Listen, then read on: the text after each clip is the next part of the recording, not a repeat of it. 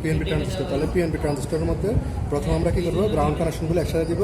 এখানে হচ্ছে 6টা তার, তাহলে এখানে হচ্ছে আমাদের এই যে 1 2 3 4 5 6 6টা তার, ঠিক আছে।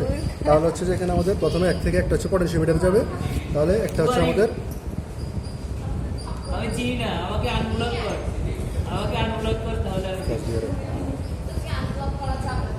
তাহলে ওখান থেকে নিয়েছি। যা তাহলে গ্রাউন্ড থেকে একটা ফার্স্ট পটেনশিওমিটার আসলো, তো ফার্স্ট পটেনশিওমিটার আসবে। আর একটা হচ্ছে যে 2 থেকে একটা আসবে হচ্ছে যে আমাদের মিলিভোল্ট আসবে। তাহলে 2 থেকে আরেকটা যাবে হচ্ছে যে এটা হচ্ছে আমাদের মিলিভোল্ট,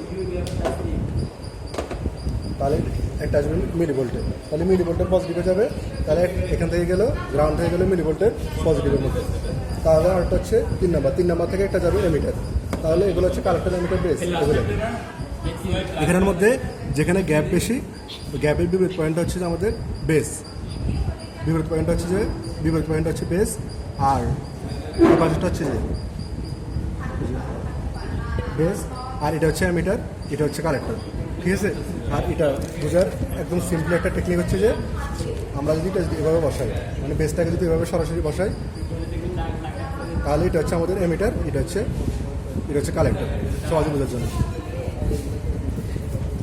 তার 4 নাম্বার